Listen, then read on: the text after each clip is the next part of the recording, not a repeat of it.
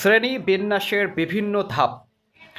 শ্রেণীবিন্যাসের প্রতিটি ধাপে তার আগের ধাপের বৈশিষ্ট্যগুলোর সাথে নতুন কিছু বৈশিষ্ট্য যোগ হয়।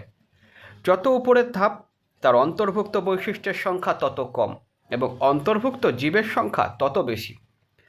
আবার যত নিচের ধাপ, তার অন্তর্ভুক্ত বৈশিষ্ট্যের সংখ্যা তত বেশি এবং অন্তর্ভুক্ত জীবের সংখ্যা তত কম।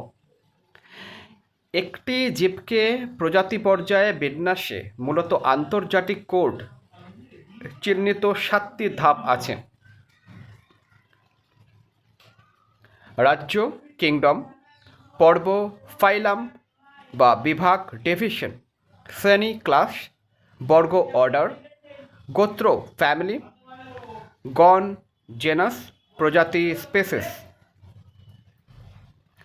উপরের ধাপ যেন বড় একটা সেট আর তার নিচের ধাপ হলো তার উপসেট। রাজ্যের উপসেট হলো পর্ব, পর্বের উপসেট হলো শ্রেণী, শ্রেণীর উপসেট হলো বর্গ ইত্যাদি। শ্রেণীবিন্যাসের এই পদ্ধতিকে বলে নেস্টেড হায়ারার্কি। নেস্টেড হায়ারার্কি অনেক সময় পুনরাবৃত্তি এড়ানোর জন্য আগের ধাপের যেসব বৈশিষ্ট্য পরের ধাপেও থাকে সেগুলো উজ্জ্ব রাখা হয়।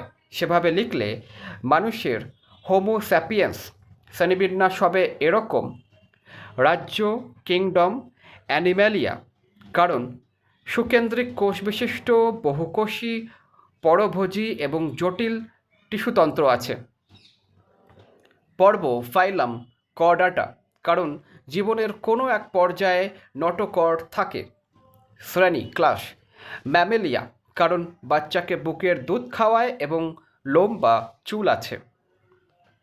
বর্গ অর্ডার প্রাইমেট, কারণ আঁকড়ে ধরার উপযোগী হাত এবং দৃষ্টিশক্তি বেশি উন্নত। গোত্র ফ্যামিলি হোমিনিডি, কারণ শিম্পাঞ্জি, গরিলা, ওরাংওটাং প্রভৃতির সাথে সাদৃশ্য আছে। গণ জেনাস হোমো, কারণ দেহের অনুপাতে মস্তিষ্ক সবচেয়ে বড় এবং খাড়াভাবে 2 পায়ে হাঁটতে পারে। প্রজাতি স্পেসিস হোমো স্যাপিয়েন্স, কারণ চওড়া এবং খাড়া কপাল, খুলির হাড় হোমো গণের অন্য প্রজাতির তুলনায় পাতলা এবং বুদ্ধিবৃত্তিকভাবে উন্নত। কোনো প্রজাতিকে শ্রেণীবিন্যাসের কোনো ধাপে কেন অন্তর্ভুক্ত করা হলো তার কারণগুলো জীববিজ্ঞানের শিক্ষার্থী হিসেবে জেনে নিতে হয়, কারণ কোনো একটি প্রজাতির শ্রেণীবিন্যাস লেখার সবচেয়ে প্রচলিত রীতি এটাই, যেখানে আলাদা করে কারণগুলো লেখা হয় না।